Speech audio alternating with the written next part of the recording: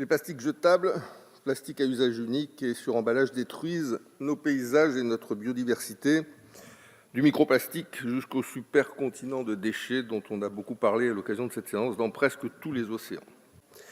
La priorité absolue doit être la réduction du volume global de nos déchets, plastique en particulier, puis dans un second temps le réemploi et l'amélioration du tri. En Nouvelle-Calédonie, tout comme ma collègue Maïna Sage de Polynésie française, nous avons bien sûr une sensibilité particulière sur ces sujets-là, puisque nous les vivons quotidiennement, que la mer, c'est notre environnement, c'est une mer nourricière, c'est une mer où nous allons en famille, c'est une mer qui nous habite toute l'année, c'est une mer qui fait partie de l'identité de nos pays. Et nous avons, dès 2019, en Nouvelle-Calédonie, adopté une loi bannissant l'utilisation des plastiques à usage unique, qui est donc désormais en vigueur, à l'instar de celle qui a été adoptée un peu plus tard par le Parlement de la République. Pourquoi nous avons cette sensibilité particulière, au-delà de l'identité liée à la mer, liée aux océans? C'est parce que, bien évidemment, nous touchons aussi du doigt la réalité du monde, c'est-à-dire une pollution marine qui a été multipliée par 10 au cours depuis 1980. Et la Nouvelle-Calédonie a cette particularité d'avoir des récifs coralliens et ces écosystèmes qui sont inscrits au patrimoine mondial de l'humanité. Ce sont les seuls récifs coralliens, avec les récifs australiens, qui sont en moins bon état sanitaire, à avoir bénéficié de cette reconnaissance. Et comme chacun sait, les récifs coralliens abritent aujourd'hui une biodiversité exceptionnelle, puisque un tiers des espèces marines connues y trouvent aujourd'hui nourriture et refuge. Ces récifs coralliens, leur ennemi numéro 1, c'est le plastique. Ils sont malades du plastique. Ils sont malades du plastique. Aujourd'hui, 11,1 milliards de morceaux plastiques sont coincés dans les récifs coralliens dans la région Asie-Pacifique qui concentre à elle seule un tiers des récifs coralliens de la planète. Aujourd'hui, nous avons une densité de morceaux de plastique par 100 mètres carrés de récifs qui varie de 1 en Australie à 25 en Indonésie.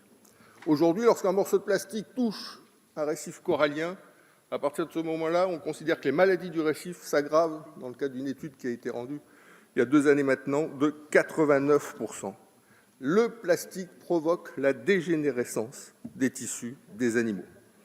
Ces récifs étant des oasis de biodiversité, c'est notre biodiversité qui est lourdement, fortement, immanquablement impactée, à un niveau qu'on imagine peu ou pas, même si on en parle souvent.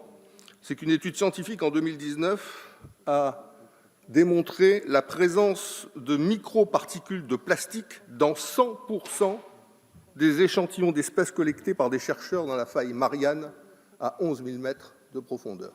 100% des espèces avaient des microparticules de plastique.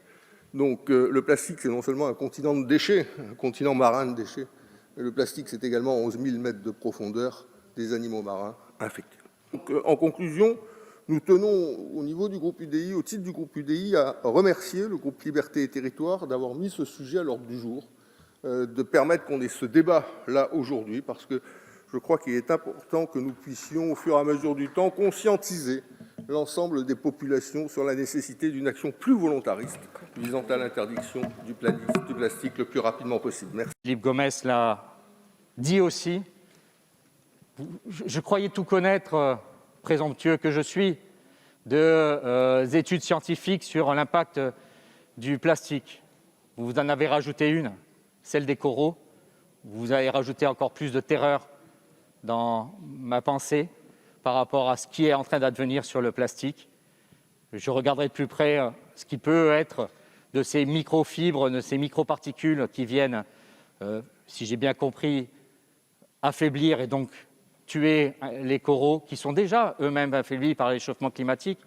Et rappelons qu'une barrière de corail, un récif de corail, c'est de mémoire 80% de la vie marine autour des récifs coraux. Donc si nous les tuons, où sera la vie marine? Elle sera dans les aquariums.